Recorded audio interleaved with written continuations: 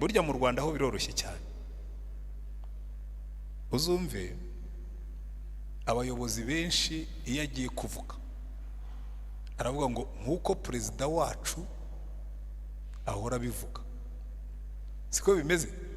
N'umuturage n'abaturage barabitoye ajya kuvuga ati nkuko perezida wacu ahora tubwira. Kuko burya iyo uvuze ugakotinga perezida nabari kugupinga ubu bambitse agapfukamunwa, ubu bacecekesheje bakavuga ati uyu meya arimo aratubwira ibi bintu atari ko aravuze ngo perezida wa repubulika yaravuze ngo, niyo na minisita yaba yicaye aho ngaho.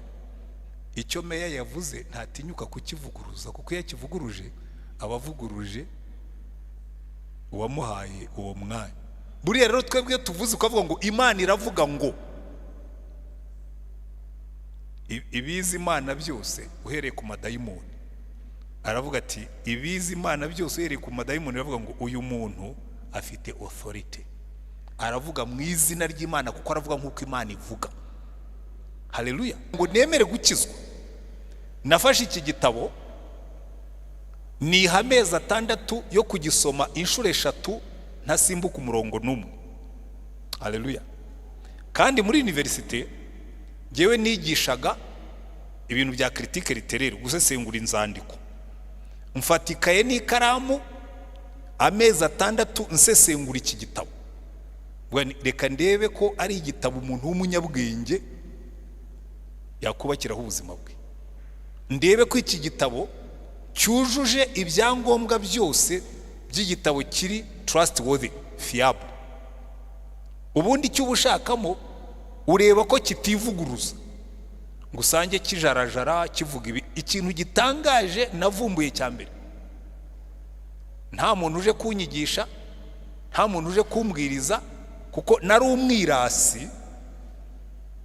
Zicyo bita umwirasi. Abarokore bose nabonaga ari inzanga. Iyo rero ugendera muri iri jambo success guaranteed, reka ndangirize kuri Zaburi ya mbere. Iravuga ngo hahirwa umuntu utajya mu nama y'ababi, ntiyicarane n'abakobanyi, ntahagarare mu nzira y'abanyabyaha. Aho ntahatinda, he doesn't keep company. Ntahagarare mu nzira y'abanyabyaha, bivuga ngo ntagendane n'abanyabyaha mu byo bajyamo. Wajya yagiye kubabwiriza ubutumwa ntabwo yagiye kubigana. Ngo amategeko y'Uwiteka niyo yishimira, amategeko ye niyo yibwira ku manywa na nijoro. Ngo uwo nguwo azahwana n'igiti cyatewe ku mugezi, ibibabi byacyo ntibyuma, cyera imbuto zacyo mu gihe cyacyo. Si byiza gutanga urugero nk'urwo ngurwo, ariko reka ndutange. Ujya wumva muri Kongo barwana intambara, noneho ukumva abantu baravuga kuri za media n'ibindi ngo abasirikare ngo bacitse intege ngo kubera ko ntibafite ibyo barya. Sibyo? Wohereje abasirikare ku rugamba, ntubahe ibikoresho, ntubahe n'ibyo kurya, umurimo wawe ntuzagenda neza. Buriya rero kimwe mu bintu Yesu yabanje gukora, yamekinze sure yuko abakora umurimo we bafite ibyangombwa byose bituma bashobora gukora umurimo. Everything we need, ibyo uzakenera byose. Ndetse yongeyeho n'ikindi kintu gikomeye, Irembo Ryera TV, Irembo Ryera TV.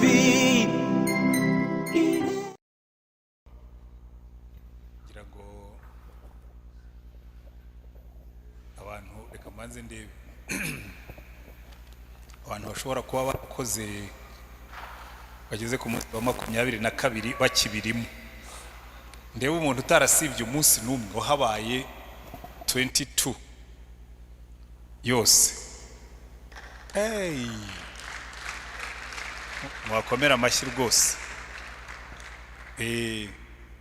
Ubwo abandi twagiye tuhaba mikeya, nanjye hari umunsi umwe ikiriyo cyantwaye ahantu, ubwo giye nagize mfite 21, ariko twari kumwe mu mwuka. Uretse ko ntajya mbyemera burya, hari abantu bakubwira ngo tuzaba turi kumwe mu mwuka, nkabwira ni kada umwuka w'umuntu ujya aho yagiye. Sibyo? Ntabwo nari kuba ndi mu kiriyo ngo mbe ndi hano. burya umwuka wawe ujyana n'umubiri. Rero kubwira ngo turaba turi kumwe mu mwuka, burya ujye umubwira utoya genda ujya aho wagiye niho uri buburi, gusa uze kwibuka ukomeze usenge.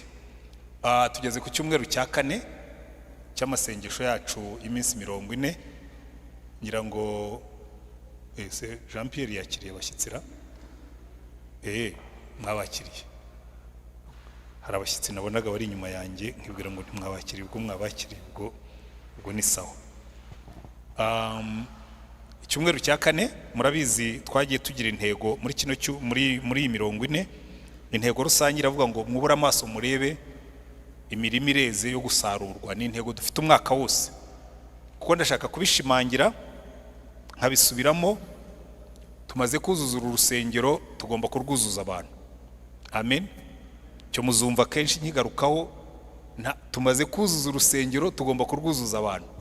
Iyo twicaye mu gitondo hasi hano haruzuye, ariko hejuru ntabwo hari huzura. Tugiye gushyiramo intebe, nitumara kuzishyiramo ubwo tugomba gukora ku buryo naho huzura, na service y'icyongereza ikuzura, niya youth ikuzura. Murumva nyine turacyafite marge yo kuzuzamo abantu, kandi bisarurwa ni byinshi, ariko abasaruzi ni bake, niko Yesu yavuze.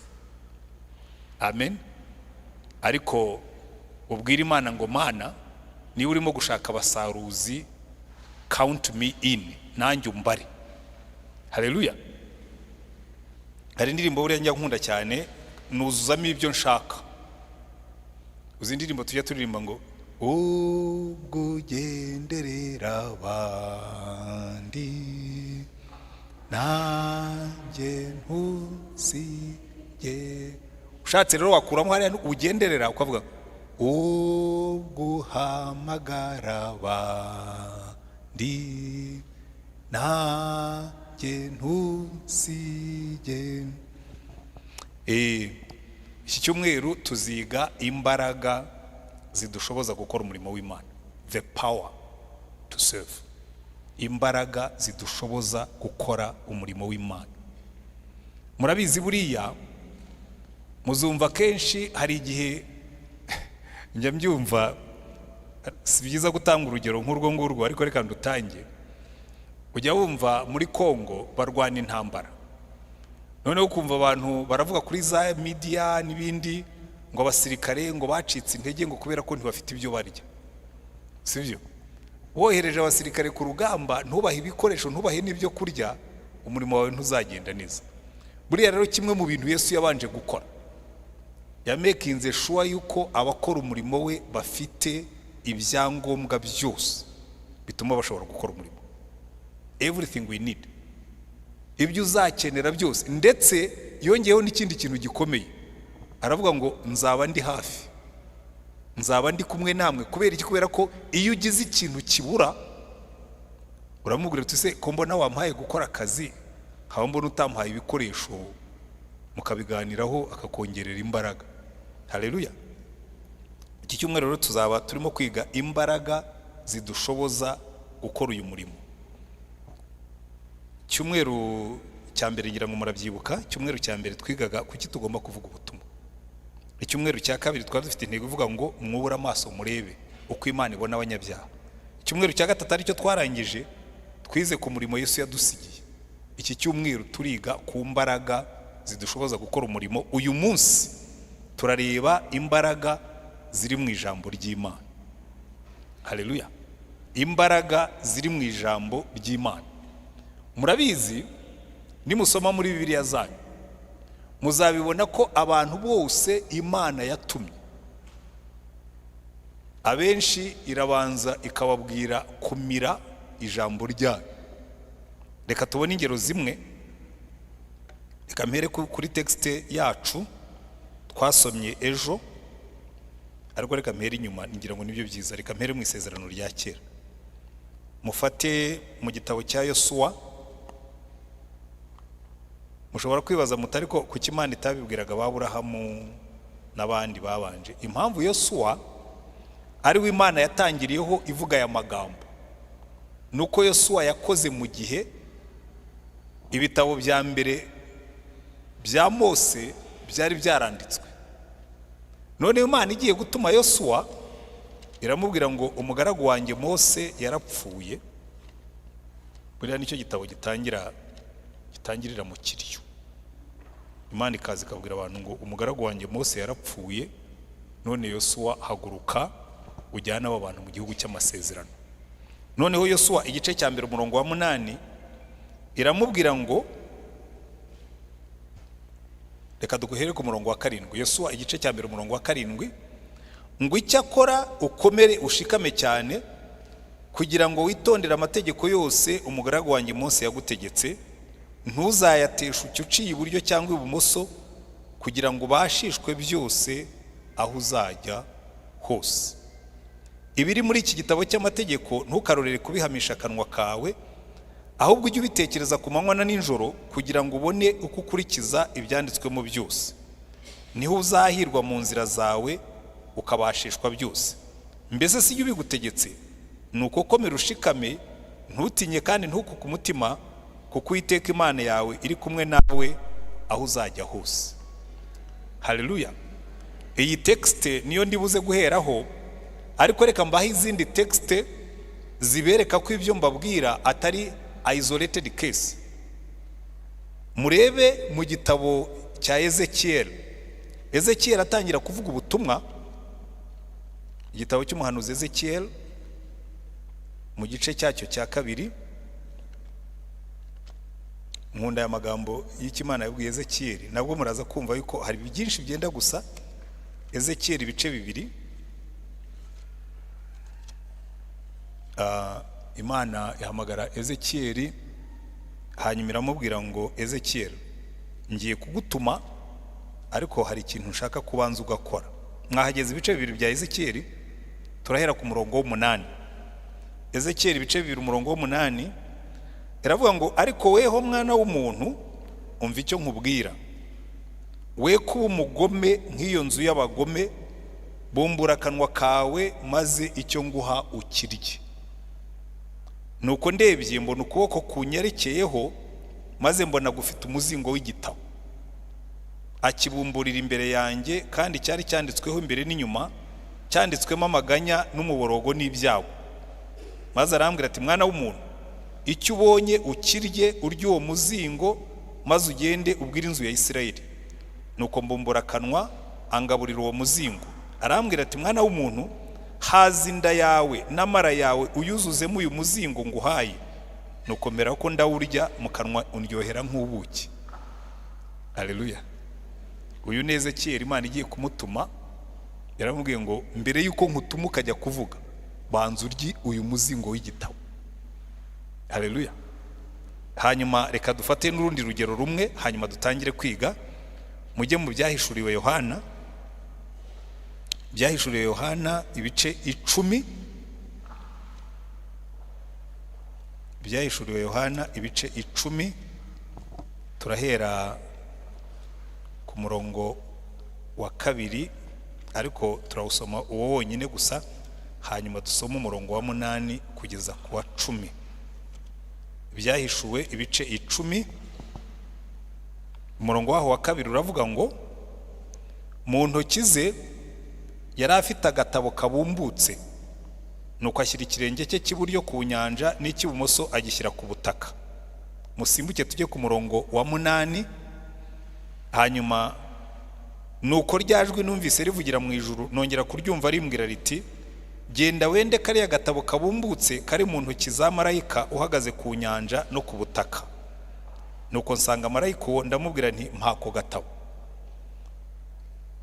Aransubiza ati, enda ugaconshomere, karagusharirira mu nda, ariko mu kanwa kawe karakuryohera nk'ubuki.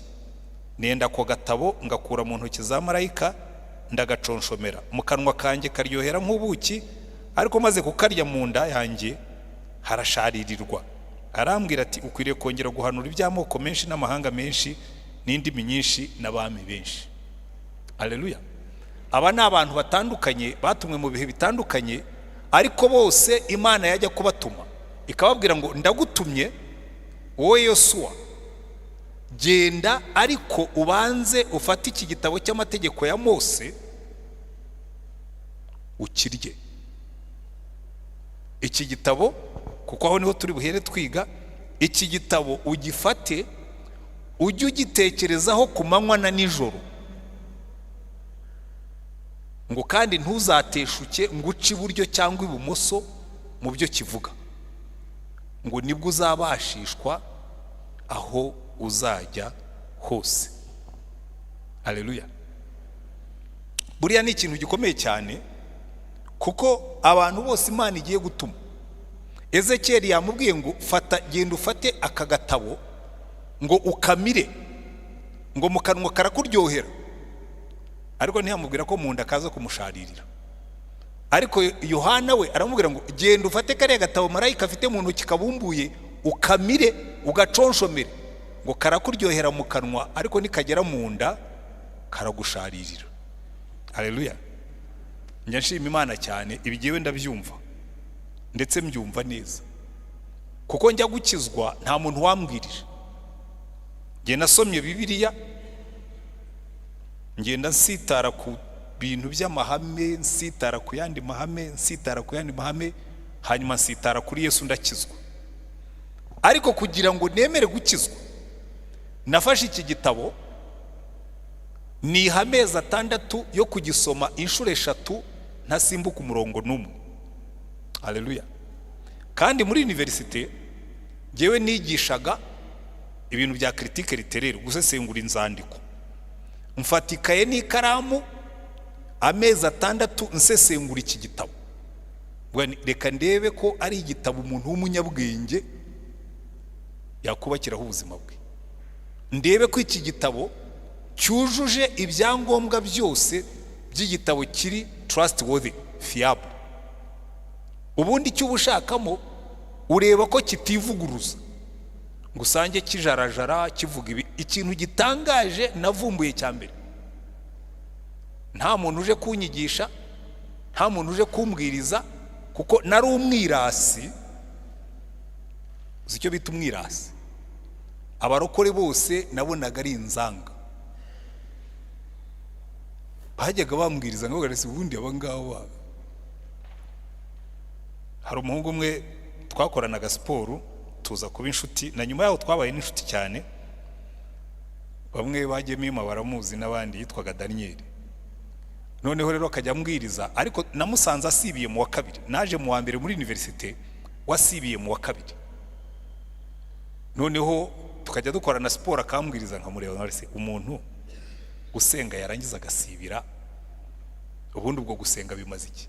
Niba gusenga bitagufasha ngo wibuke, nta mpamvu yo kubijyamo. Kuko njyewe nagiye kuri university umugambi nari mfite wari wo kubona amanota. We niba usenga ntibikongerera amanota ukarinda usibira, bimaze iki? Ariko n'ubu ngubu ndacyabifiteho ikibazo. Niba agakiza kawe nta mpinduka kazana mu buzima bwawe, ntacyo ufite kubwira abantu. Wese uzagenda usanga abantu barimo kunywa inzoga, ufatanye nabo. Ugenda usanga abantu barimo gusambana, ufatanye nabo. Ugenda usanga abantu bihebye, ufatanye nabo. Kagakiza kamaze iki? Ubundi akagakiza Paulo yaranditse aravuga ngo akagakiza gafite umumaro muri ubu buzima n'ubuzazanaho. So niba ntacyo gakiza kahinduye mu buzima bwawe, check, subira inyuma ugenzure hari ikintu wibagiwe. Kandi uzi icyo ushobora kuba waribagiwe, wibagiwe iki gitabo. Ko nibyo ngiye kubasobanurira. Jewe naragisomye kindyohera mu kanwa, umva nuno munsi kiracyandyohera, ariko kigeze mu nda. Burya rero hari igihe uba warariye uburozi bwinshi, bakaguha imiti yo kukurutsa. No kwa muganga bajya babikora, bakaguha ibintu byitwa babyita ngo iki bya bindi biza bikoza mu nda n'ibindi byose ka cleaning. Noneho nasoma igice kikantunga urutoki, nkasanga hari ibintu kivuga ntagomba gukora nkora, kikagusharirira mu nda. Kumva ibintu byose kirabidurumbanije, imitekerereze yawe igomba guhinduka, imyumvire yawe igomba guhinduka, uko wajya kubona ibintu bigomba guhinduka. Hari igihe rero iyo uri umuntu wirata, aho ngaho bigusharirira mu nda cyane cyane ako kantu kitwa ishema. Jewe nize ndi umuhanga mu ishuri, kenshi iyo nigishaga mu ishuri nakundaga kwifata mu mufuka, nigishaga ngenda gutya mu ishuri, note nazaga nazifashe nyine nkajya ngenda mu ishuri, kandi murabona ubu narabyibushye. Icyo gihe mwirime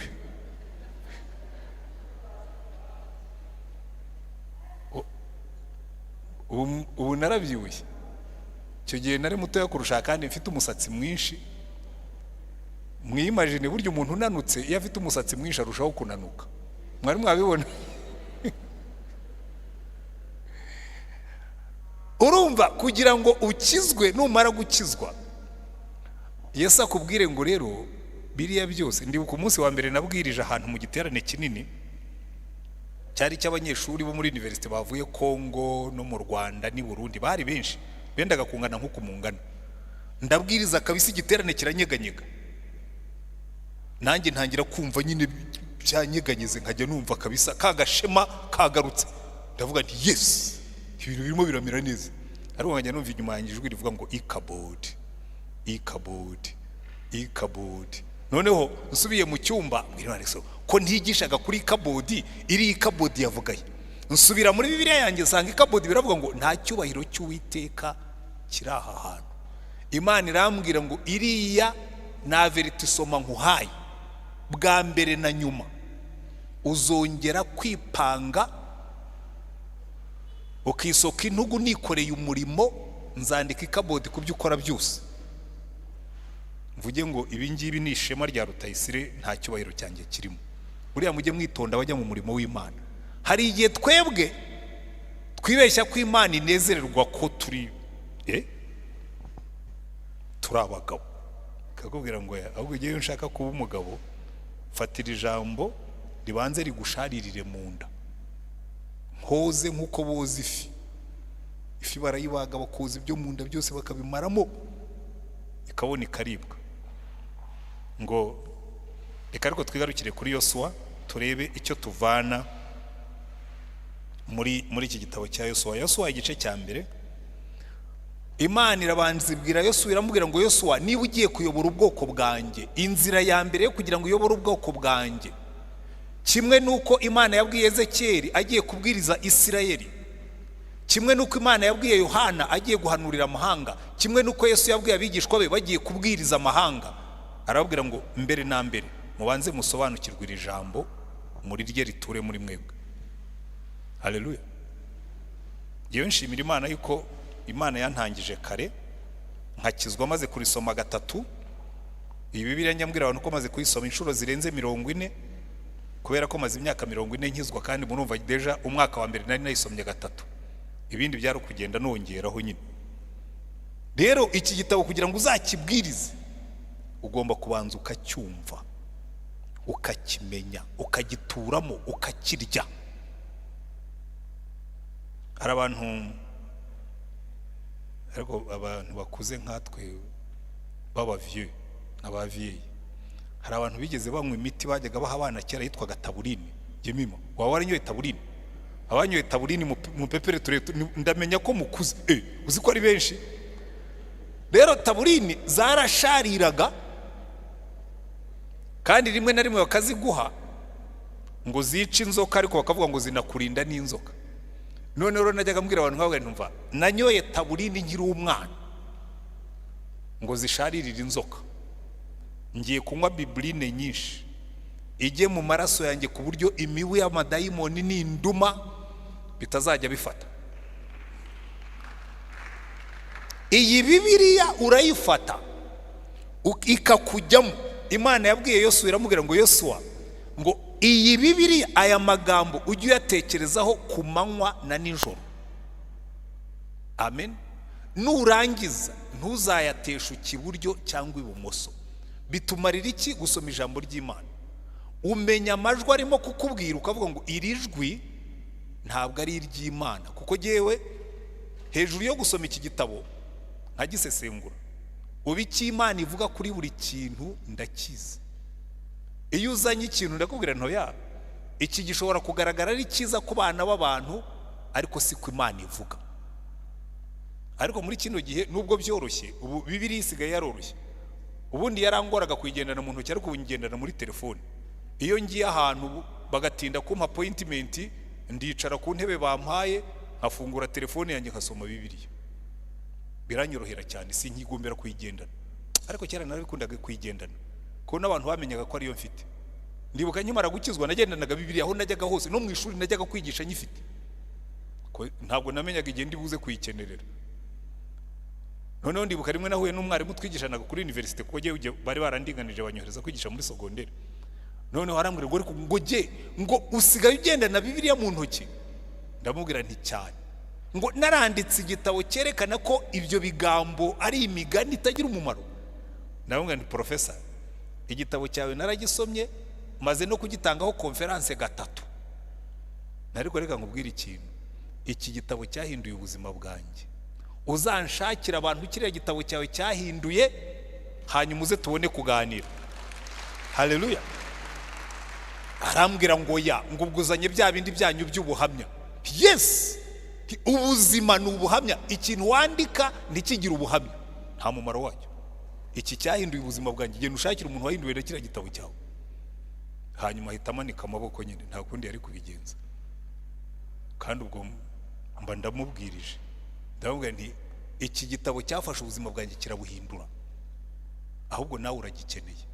Biriya wanditse wabyanditse kuko utasobanukiwe, wagiye mu bintu by'ubwenge n'ubuhanga, ariko ntiwakireka ngo kinjire muri wowe gihindura ubuzima bwawe. Iki gitabo cyahinduye ubuzima bwanjye, niyo mpamvu ntagira isoni zo kukivuga. Paulo yandikiye Abaroma arabwira ngo jye singira isoni z'ubutumwa bwiza. Haleluya. I'm not ashamed of the gospel. Akavuga ngo ni imbaraga z'Imana ku bantu bose bashaka gukizwa. Haleluya. Iri jambo urabona guhera mu isezerano rya kera, Imana ibwira Yesu ngo the secret, ibanga ryo kugenda nk'uko nshaka. Umvira ibyo navuze. Haleluya. Iramubwira ngo iki gitabo ujye ugisomamo ku manywa na nijoro, ariko we kugarukiraho ngo ahubwo wige kwitondera ibyanditswemo byose, ngo utazabiteshuka iburyo cyangwa ibumoso. Amen. Yewe nyambabwira buriya ngira ubutagondwa bwanjye. Ibyanditse muri iki gitabo, n'iyi si yose yahaguruka kambwira ngo ibyanditse muri iki gitabo si byo, nababwira nti ibyo mwe ni mubyemere, jewe ndagendera ku by'iki gitabo kivuga. Uzi impamvu? Kubera ko ku munsi w'amateka n'iyi Imana yangisha impaka. Nabibwira narwo burya Mana, ibyo nakoraga niwe wabyanditse. Warambwiye ngo ngendere kuri iki gitabo sinsagitesha iburyo n'ibumoso, nicyo nakoze. Ariko we wagiteshutse iburyo n'ibumoso ngo nuko papa yavuze, ngo arisheveke yavuze, ngo umuhanga runaka yavuze. Icyo yazakubwira ati se kuva ryarabo ngabo bahindutse abami bawe. Arisheveke wa Ekusa, Episcopal Church of the USA, yigeze kwifata aravuga ngo Bibiliya ngo irashaje, ngo bagombye kuyikosora. Yamba hafi mba naramubwiye nti n'izuba rirashaje kandi turacyaryota.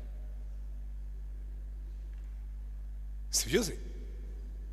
Izuba rishaje kuruta Bibiliya kandi turacyaryota. Sindumva umuntu witotomba ngo izuba ngo ko rishaje kucyari ryo twota.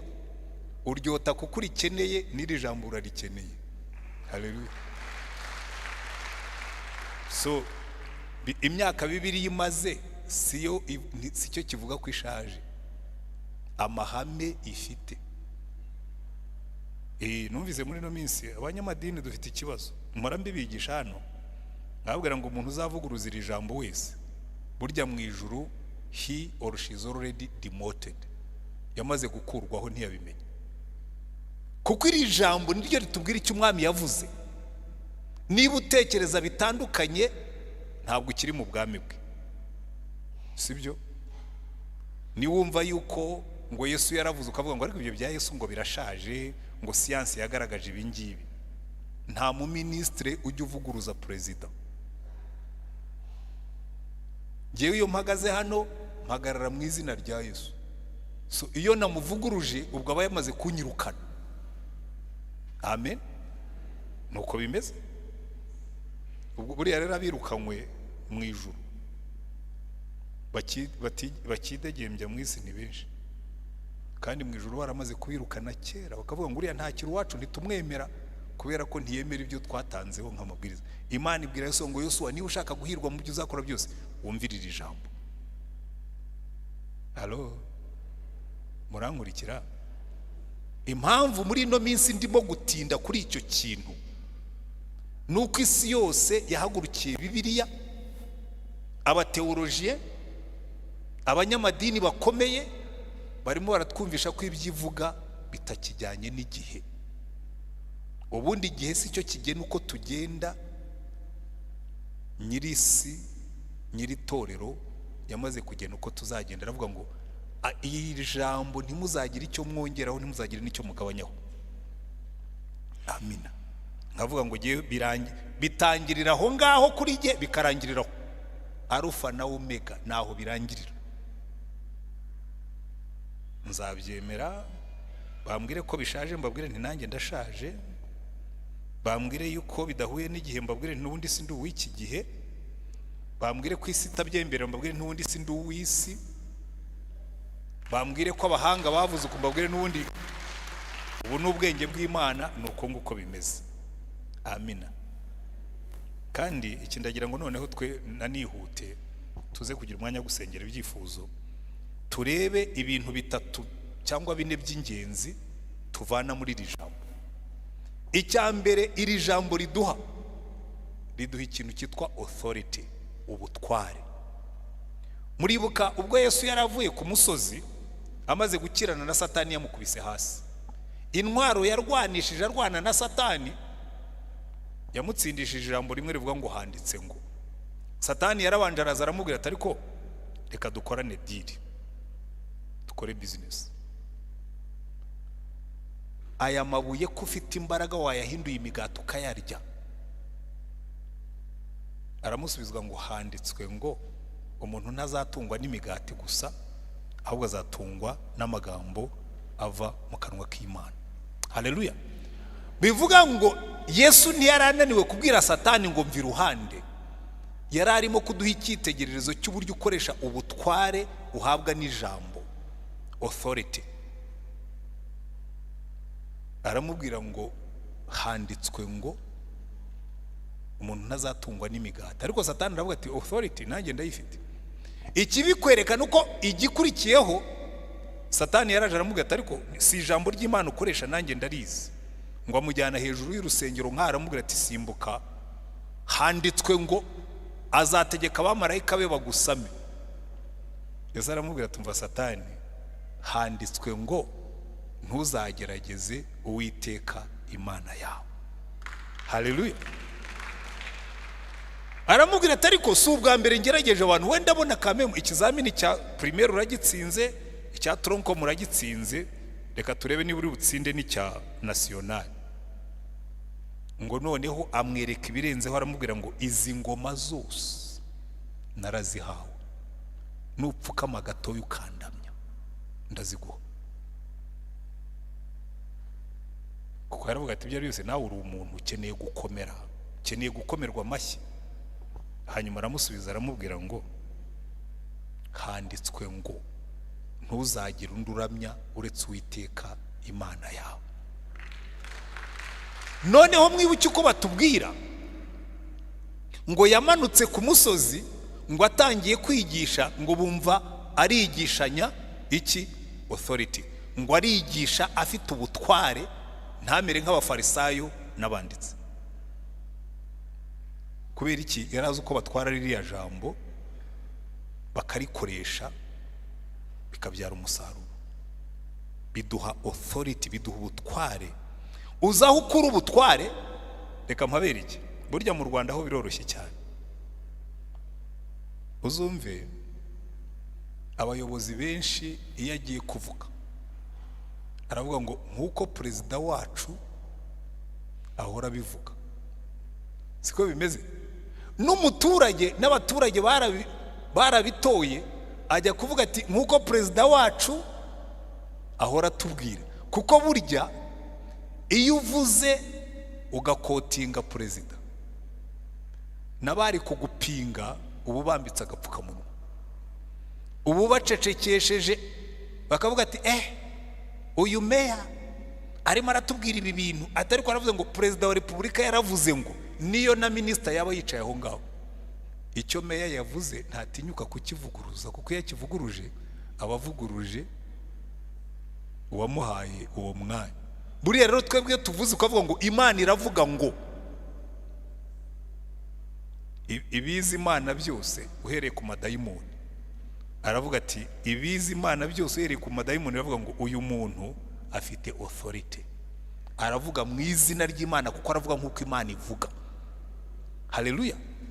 Nawe iyo utangiye kuvuga ngo ugiye ngo hari uko mbyumva, ngo hari uko kanaka yabivuze, muribuka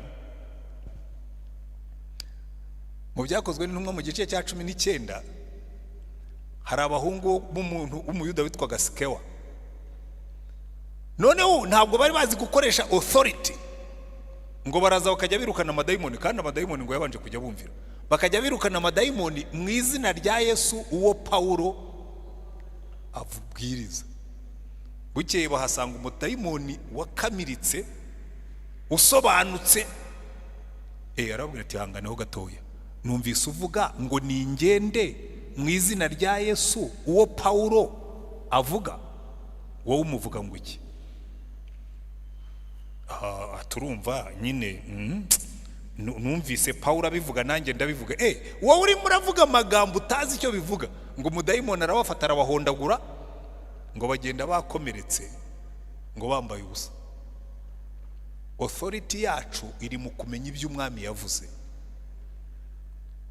Ukamenya ibyo umwami yavuze akaba ari byo uvuga. Hari igihe umuntu ashobora kuzana akabwiriza uko abyumva, avuga ntoya. Kandi burya mbabwiza ukuri, ibintu byinshi twigisha ntabwo ari Bibiliya. Ndavuga ariko abantu bamwe na bamwe. Hari igihe twigisha, reka mbahe ingero ebyiri. Hari igihe tujya mu biterane by'abubatsi ngo ukumva umugabo arigishije cyangwa umugore, kuko bose barabyigisha, ngo rero turababwira mwabagore ngo mugomba kwiyitaho, ngo mugasa neza, ngo kugira ngo abagabo batabaca inyuma. Aho haba harimo amakosa abiri biblique. Ikosa rya mbere nuko wibwira ko submission y'umugore ari yibyara urukundo rw'umugabo. Bibiliya iravuga ngo bagabo mukunda abagore banyu, ngo kugira ngo abagore babone uko babubaha. So bivuga ngo umugabo ni ugomba kubanza, umugore agakurikira. Ariko ahantu hose njya mu biterane, abigisha abagore n'abagabo bigisha umuco, ntabwo bigisha Bibiliya. Kuko Bibiliya iravuga ngo umugabo ni ugomba kubanza agakunda umugore nk'uko Yesu yakunze itorero. Ndabizi ubu bamwe mutangiye kusharirirwa mu nda. Sinababwiye iri jambo rijya mu nda rigasharirira abantu, kuko hari teoloji twidevelopeye ishingiye ku muco, tukawusiga irange ry'umurongo wa Bibiliya ariko atariho. Ubundi Bibiliya iravuga ngo ubanza ni umugabo, ngo ukunde umugore wawe nk'uko Kristo yakunze itorero akaryitangira, ngo aryishyire ridafite ikizinga cyangwa umunkanyari cyangwa ikindi gisa gityo. Nuzigisha abagabo kudaha abagore ijambo, ntabwo uzaba urimo kwigisha ibyo Yesu yigishije, kuko yaduhaye ijambo. Siko bimeze. Ahubwo yarabidusigira tugati mbahaye ijambo. Ariko iyo abantu bigisha, urwo ni urugero rumwe. Irindi kosa teologike riba ririmo. Hari igihe abantu bigira bakubwira ngo umugore natiyitaho ngo umugabo azamuca inyuma. Nkavuga ni iryo ni ikosa teologike, kuko umugabo ujya gusambana, ikimbuza gusambana, murabona sura mugore wanjye haraho mwaye, kimbuza gusambana si ubwiza bw'uriya mugore, si n'uburyo yiyitaho, nuko Yesu yavuze ngo ntuzasambane, full stop. Rero icyo ndimo kubabwira, utangira kugira authority iyo uvuga nk'uko shobuja avuga. Ntuvuge nk'uko aba scientifics bavuga, ntuvuge nk'uko umuco wacu uvuga, ntuvuge nk'uko abo mugendana bavuga, ukavuga nk'uko shobuja avuga. Ijambo ry'Imana icyo gihe rigira authority. Niyo mpamvu Paulo yandikira Abefeso yaravuga ngo mutware inkota y'umwuka, niyo jambo ry'Imana. Kuko iri jambo ryifitemo ubutware, ndetse uwanditse urwandiko rw'Abaheburayo baravuga ngo rimeze nk'inkota y'amugi abiri, ngo riracengera rikagera kure, ngo rigatandukanya ubugingo n'umubiri n'ibindi byose. Hallelujah. This word has a power in itself. Ryo ryifitemo ubutware bwaryo. Jya uribwira abantu, hanyuma urireke ryikorera umurimo. Sibyo? Jewe reka wenda mbahe urwo rugero rundi, kuko nkunda gutanga ubuhamya. Abo dusengana hano murabizi nkunda gutanga ubwo buhamya. Jewe njya muri universite, nari bene wa muhungu w'umusongarere, w'umusportifu, w'umuhanga mu ishuri, ukunda kubyina. Hanyuma muri 78 haza umukobwa aje mu wa mbere, ubwo nge nari ngiye mu wa gatatu. Noneho oya 79 yaje 79 ko nari ngiye mu wa gatatu. Noneho turuzura kuri Noheli y'uwo mwaka ampa Bibiliya y'Igifaransa, n'ubu ndacyayifite mu rugo. Ampa Bibiliya, ndibuka amaze kuyimpa yayizanye muri ambaraje kado. Habase muri ambaraje kado yashyizemo ishati, ko numvaga Bibiliya ntiyari mu bintu rwose numvaga ashobora no gutinyuka kuma. Se ni ishati yashyizemo, ni t-shirt, kintu nyifunguye nsanga ni Bibiliya. Ndagenda mbwira abahungu twagendanaga b'abasongarere nkanye, niho berushaka siko burya barokore basaze koko. Tuzi ko wa mukobwa yampaye gift ya Noheli akampa Bibiliya. Turamuseka, tumuhindura umupfu, tumuhindura umupfapfa. Nyishyira mu bindi bitabo iribagirana. 79 yari yicayemo, 80 yicayemo, 81 yicayemo, 82 yicayemo, 83 mu kwezi kwa 11 bombi iraturika. Hanyuma byose bihinduka bishya. Bure rero iri jambo ushobora guha umuntu Bibiliya akayijugunya, akayishyira ahantu, akayibagirwa, ariko umunsi umwe Imana ikazamukomanga ikamubwira iti uzi ikintu, ibyo urimo gushaka biri muri kiriya gitabo. Akagisoma agahinduka. Uko byagenda kose nimuha abantu ijambo ry'Imana, kuko ni inkota y'umwuka, ni amata y'umwuka. Amagambo bakoresha barivuga ni menshi, bikubwira ngo ririmo ubutware, ni imbaraga z'Imana zihesha abantu bose agakiza. Authority. Icya kabiri riduha, cyo ndagikunda cyane, biturinda kujarajara no gusubira mu byaha. Impamvu mubona abantu benshi bajarajara, bateraganwa n'imiraba yose y'imyigishirize y'abantu, iri jambo ntaryo bafite. Uzi yuko hari ikintu maze kubona, abantu benshi basoma za devotions, turiya tuntu abantu baduha, baba bacucumye bakanomba, turiya turaryohera ni twiza, nanjye ndadusoma no muri telefone yanjye ntufitemo buri munsi, ndetse turapopinga nkadusoma, ariko nta gishobora gusimbura iri funguro, kuko turiya tuza ariko ibura bisoma rikakubwira iby'Imana ivuga kuri buri kintu cyose, inguni zose rikakubwira ngo ahangaha ntuzahaceho, kubera ko nuhacaho bizakugiraho ingaruka. Niyo mpamvu umwanditsi wa Zaburi 119 aravuga ngo narindiye ijambo ryawe mu mutima wanjye kugira ngo ntagucumuraho. Ahandi ku murongo w'ikindi kavuga ngo umusore azatunganya ate inzira ze, ngo azazitunganisha kumvira ijambo ryawe. Haleluya. ariko reka mbanze ndeba abantu mwifuza kuzavamo abakozi b'Imana babavuga ubutumwa n'abandi mwampepera nkareba ndabona muri benshi. Okay, umwana umwe narabibabwiye yigeze kuza arambwira ati pastor, ati ndifuza yuko igihe nzajya kungana nawe nzaba mfite double unction iruti yawe. Ndavuga ibyo nabyo biroroshye cyane. Niba ushaka kubwiriza ku buryo ku myaka 60 nk'iya, icyo gihe nafite 60, ku buryo ku myaka 60 nk'iyanjye uzaba ubwiriza kundusha. Maze gusoma Bibiliya inshuro 40, icyo gihe nari maze kuyirangiza inshuro zigera kuri 40. Buriya nanga kubabwira inshuro maze kuyirangiza kuko ntabwo mbashaka kuba impression. Ndamubwira ni nugeza ku myaka nk'iyo mfite umaze kuyisoma inshuro 80, for sure Imana izaguha anointing yo kubwiriza.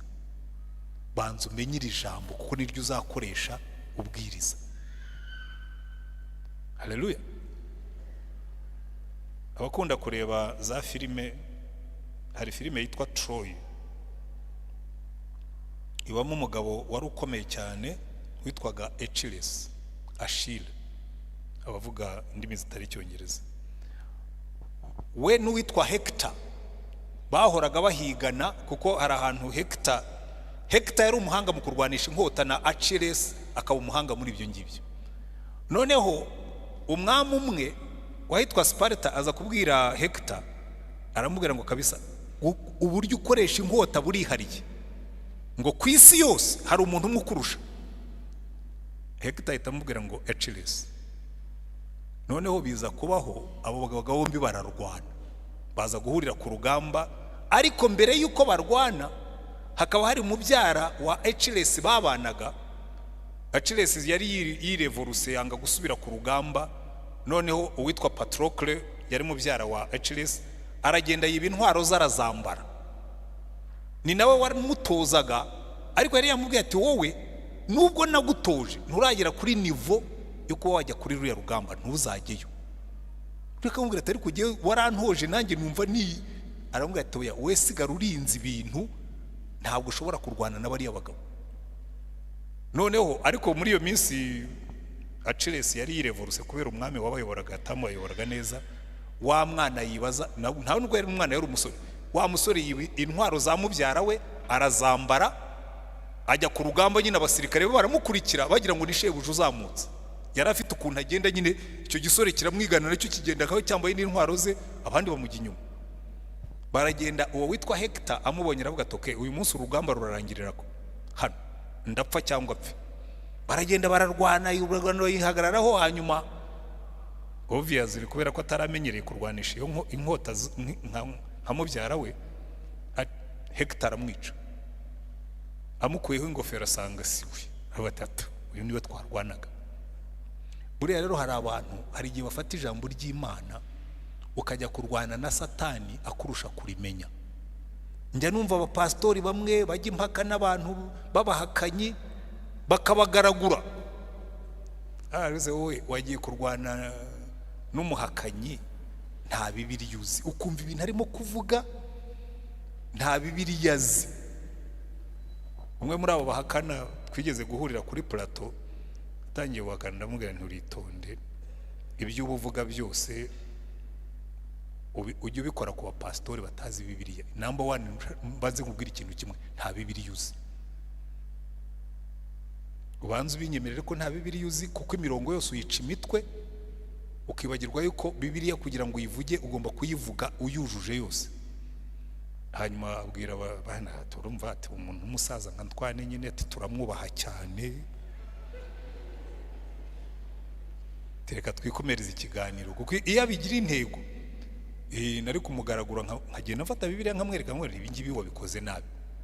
Kuko buriya niba ugiye kujya impaka kuri televiziyo, banza umetrize iri jambo urivuge nk'urizi. Wijya kurwana urugamba utazi gutwara inkota y'umwuka. Amadayimoni afata abantu akabagaragura.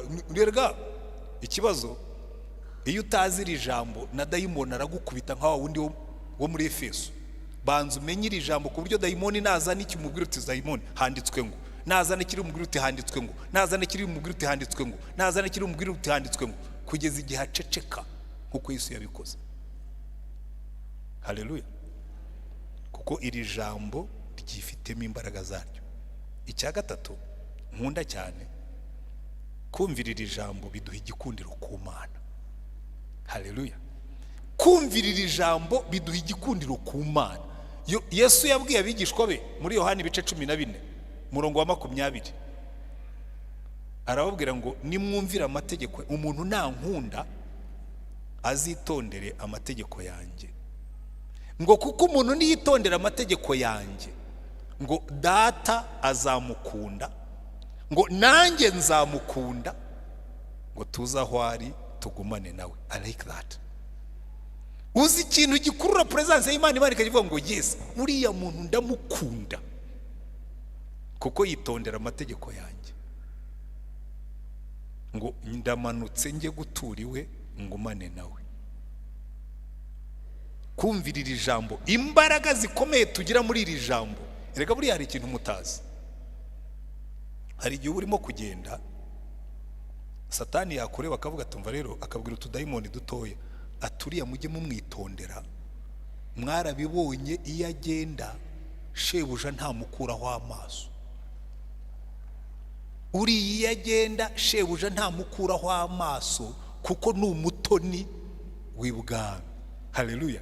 Hari ikintu tugira iyo ugendera muri iri jambo, amadayimoni arakubaha kuko uba uri umutoni w'ibwami. Amen. Ariko murabyumva nkuko mbyumva. Buriya rero hari igihe mbwira abantu ibintu nkabona, ariko niba mwabyumva mwajya mwishimira gutura muri iri jambo, mukishimira kuryumvira niyo bakubwira ngo kubera ko ibindi byose, niyo wambwira ngo abantu bazagukunda igihe gito iyo bagukeneye, ariko hari igihe bazaba batagukeneye, kandi niyo wanagukenera hari umunsi muzaba mutari kumwe, kuko nujya gukrosinga bagushyize mu isanduka. Ariko burya tugenda mbere y'isanduka. Isanduka burya bashyiramo umubiri tuba twagiye kare, hari aho uzagenda wenyine. Hari abarundi bitwa, hari n'umuminisitiri wabo witwa gutyo, witwa ngenda ndumwe. Muri biriya rero twese tugenda uri ngenda ndumwe, ukrosinga wenyine, ariko wagerayo ugasanga Yesu agutegereje, kavuga ngo nagukunda gukiri ku isi, welcome home. Ngo najyaga nkureba, mwibuka Stefano bamutera amabuye, arababwira ati nimwihanganeho gatoya mbabwire, ubu mu ijuru ndi umutoni w'Imana, mbonye ijuru rikingutse, mbonye n'umwana w'Imana ahagaze iburyo bw'Imana. Ubundi Yesu aba yicaye iburyo bw'Imana dusabira, ariko iyo uzamutse wari umutoni, arahaguruka akavuga ngo muhaguruke mwitegure, araje. Haleluya. Kare kantu ndagakunda. Njya mbwira Imana, njya mbwira Yesu, nkabwira umva Yesu, mu bintu byose wankoreye wambereye umwami mwiza. Umva, umuntu utarayoborwa n'abantu benshi ntazasobanukirwa umwami mwiza uko akora. Uzi ko yoborwa n'abantu ukajya ubona bamwe ugasanga bitaye ku kazi kabo, wowe ntibakwitayeho, uri nk'akamashini bakoresha, ariko wowe byawe ntawe ubyitayeho. Ugakorana n'abandi ukabakorera umurimo neza ukitanga, ariko bo bakaguha agaciro gato. Mujya mubibona. Ariko hari umwami wicara wajya utangira gusenga akakubwira ati I'm with you, kandi I'm pleased with you, ndakunezererwa. Rero mu bintu byose ikintu kimwe nkumbuye gusa ni ukuzagera mu ijuru nkabona Yesu ahagaze ku muryango akambwira ngo najyaga nkubona ku isi nkishima. Haleluya. Najyaga nkubona ku isi nkishima, ukamvuga neza, ukamvugira neza, ukankorera neza. Buriya mu bintu bituma ntashobora gukora ibyaha, mu bintu bituma ntashobora kwijandika muri ibi bintu by'amanyanga mujya mwumva, jewe ndavuga no I live for the applause of one. Umunsi Yesu azankomera amashyi birampagije, niyo isi yamvugiriza induru mu ijuru bamvugiriza impundu, nabya bihagije. live for the applause of one. Ujye unezezwa nuko Imana mu ijuru igukomera amashyi. Kandi uburyo bwo kugira ngo gukomera amashyi yarabitubwira tubwira ngo murashaka ko mbakomera amashyi nkabishimira, mujye mwumvira amategeko yanjye. Haleluya. Byoroshye gutyo, sinzi impamvu mu bikomplika. Fatira ijambo ibyo rivuga, byewe ibyanjye biroroshye cyane, black and white. Iby'Imana ishima ndabikora, ibyo yanga ndabyanga. Simple. Ushobora kuzwambwira uti dukora ibintu nkabwira ntoya, byo sinshobora kubikora. Ariko urumwirasi ntari ku ijambo ry'Imana rirambwira ngo sinzabikora. It's not about me, it's about this word. Ntabwo ari uko ndi umwirasi, ariko namize iri jambo rirabanza risharirira mu nda, ririmo kuyoza, rirangije randyohera mu nda no mu kanwa. Haleluya. Kuko iri jambo risharirira umuntu yagitangira kuryumvira, ariko iyo umaze kubimenyera rirakuryohera, kuko umenya icyo ukuramo, ukamenya ngo iyo ngendeye muri iri jambo igikundiro cy'Uwiteka kuri jye kiriyongera. Haleluya. Noneho kubera ko igikundiro ni ijambo ridasobanutse, kuvuga ngo favor ntabwo isobanurika mbere cy'uko favor ikora. Dufite amasezerano akomeye muri kino gitabo. Imana yabwiye Yosuwa, iramubwira ngo Yosuwa, nugendera muri aya mategeko yanjye ngo uzashobozwa byose aho uzajya hose. Success guaranteed. Uzi impamvu success iba guaranteed? Buriya abantu benshi ntabwo babizi. Abantu benshi bibwira ngo ibyo nzakora byose ngo bizaba successful. Ntabwo ariko bikora. Ubundi Imana ikurema hari imirimo myiza yiteguriye kera ngo uzayigenderemo muri Kristo Yesu. Amen. Iyo uhindukiye ugafata ubuzima bwawe ukabushyira ku gicaniro cya Yesu nk'igitambo kizima, ukamubwira ngo Mwami Yesu, take everything, kuko byanditse muri iki gitabo, ujye unyobora, utegeke ibyo nkora, nzajya aho umbwiye, nkora ibyo umbwiye uko wambwiye. Success guaranteed. Kuko ntabwo Imana ishobora kugutegeka ikintu ngo nirangize failing. Gereka mbabwiza ukuri, murabizi nyine muri iyi minsi nzigira mu kiruhuko cy'izabukuru, ariko hari ikintu nshaka gushimira Imana, nuko ibyo yambwiye gukora iremera byose yabihaye umugisha. Kandi ibi it has nothing to do, ntaho bihuriye nanjye. Njye mbibabwira, mfashe ikaye yanjye y'amasengesho yo muri 2012 mu kwezi kwa mbere, izi nzu zose zari ziriho. Imana yarambwiye ngo aha hantu muzahazamura inzu, hariya muhazamura inzu, hano muhazamura inzu, hano muhashyira abariho mushyira urusengero. Ntabwo nashushanije urusengero, ariko aho rwagombaga kujya nari impazi, kuko niko Yesu yari yavuze, kandi arangije arabikora. Tega Imana amatwi gutegeke, ni databuja. Iyo rero ugendera muri iri jambo, success guaranteed. Reka ndangirize kuri Zaburi ya mbere, iravuga ngo hahirwa umuntu utajya mu nama y'ababi, ntiyicarane n'abakobanyi, ntahagarare mu nzira y'abanyabyaha. Aho ntahatinda, he doesn't keep company. Ntahagarare mu nzira y'abanyabyaha, bivuga ngo ntagendane n'abanyabyaha mu byo bajyamo. Wajya yagiye kubabwiriza ubutumwa, ntabwo yajya agiye kubigana.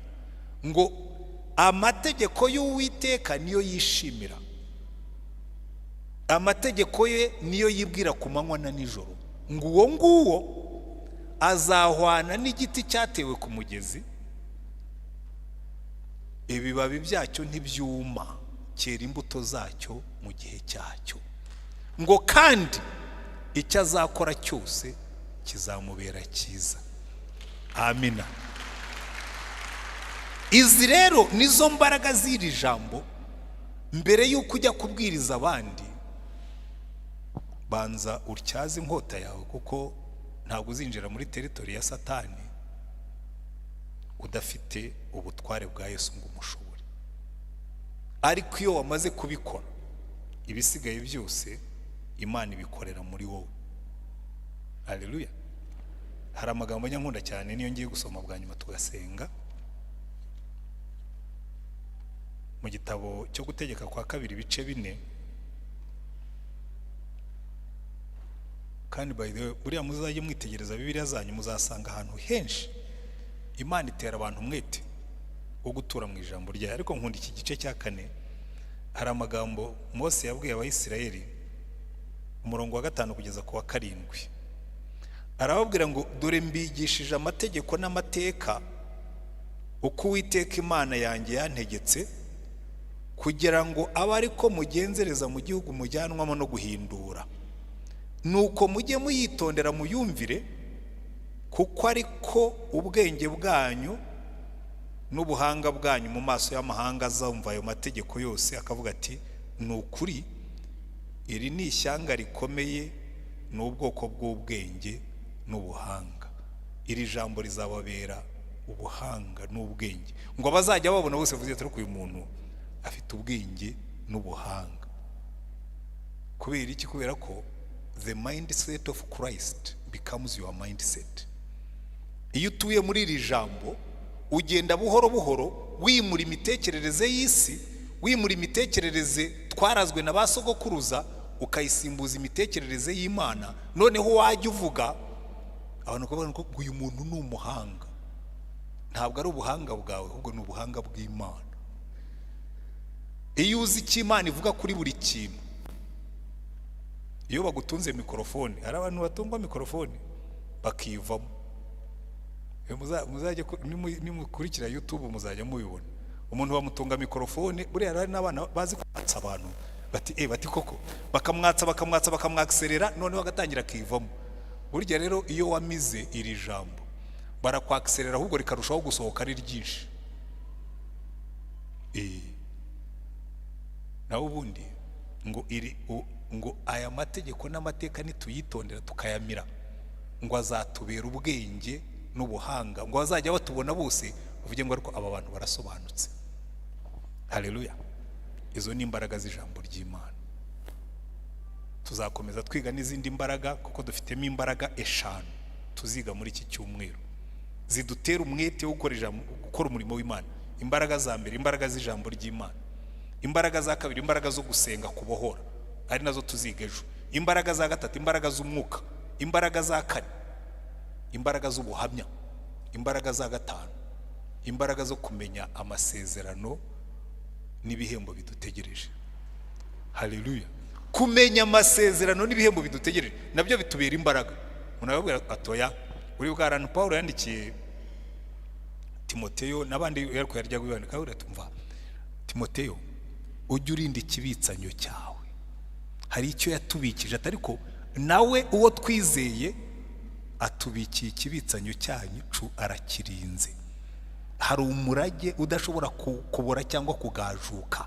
Paulo arangiza avuga ngo narwanye intambara nziza, narinze ibyo kwizera, ngo ubu mwami umucamanza udashobora kubeshya, ngo ambikiye ikamba ry'ubugingo, ngo ariko sigiye wenyine, ngo n'abandi bose bakunze kuzagaruka kwe.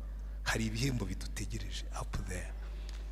Tugakora kuko tuzi ngo hari ibihembo bidutegereje. Hari imbaraga zidutera gukorera Imana, imbaraga z'ijambo ziduha authority, imbaraga zo gusenga ziduha connection n'ijuru, imbaraga z'umwuka zidukoresha, imbaraga zo guhamya kwacu zikora ibyo byose, n'imbaraga zo kwibuka yuko hari ibihembo byacu bidutegereje. Imana ibaha umugisha. Reka mbasabe dusenge, ariko uyu mugoroba dusengere kuri iki ngiki. Buri muntu wese yisengere. Hari umunsi uba wumva wahamagara ariko ukabura icyo uhera aho uhamagara, kuko ndabizi neza yuko abantu benshi kuri iyi ngingo yo gutura mu ijambo ry'Imana no kuryumvira twese turatsindwa. Niyo mpamvu Yesu yadupfiriye kugira ngo tujye dukizwa ku buntu. Amen. Ariko Imana ikavuga ngo niyo watsindwa ariko wari wagerageje. Irembo ryera